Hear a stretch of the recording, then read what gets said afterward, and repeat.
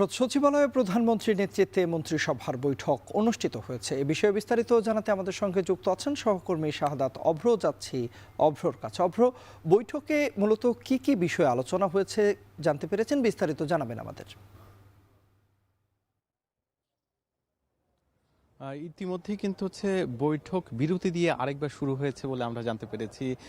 এই বৈঠকটি অত্যন্ত গুরুত্বপূর্ণ বলে ইতিমধ্যেই কিন্তু যারা প্রেস উইংয়ের সদস্য আছেন তারা কিন্তু আমাদেরকে বলেছেন। বিশেষ করে এই যে চলমান যেই জ্বালানি সংকটের কথা বলা হচ্ছে, সেই সংকট নিরসনে সরকারের নতুন পদক্ষেপের বিষয়ে আলোচনা হবে বলে জানানো হয়েছে এবং তার পাশাপাশি এই যে জ্বালানি সংকট নিরসনে কি কি করণীয়, এর পাশাপাশি শিক্ষামন্ত্রী যে আভাস দিয়েছিলেন যে ৩ দিন কিংবা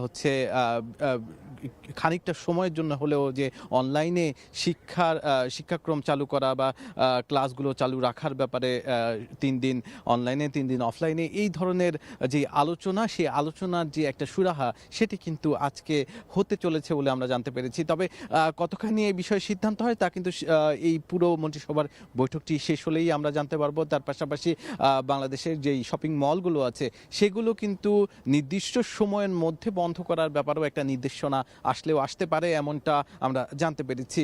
এর পাশাপাশি আরও একটি বিষয় আপনাকে জানিয়ে রাখি যে এই পুরো মিটিংটি কিন্তু শুরু হয়েছে রাত ৯টা বাজে। এর পরবর্তী থেকে কিন্তু এই পুরো যেই মন্ত্রিসভার বৈঠক সেটি কিন্তু এখনো পর্যন্ত চলছে। মাঝে বিরতি ছিল বলে আমরা জানতে পেরেছি, এরপরে আবারও শুরু হয়েছে।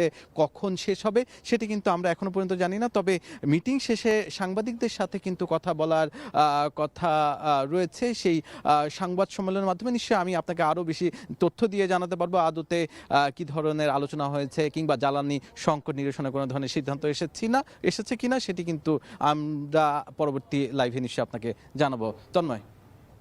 সংসদ সচিবালয়ের সামনে থেকে আমাদের সঙ্গে যুক্ত হয়েছিলেন সহকর্মী শাহাদাত অভ্র।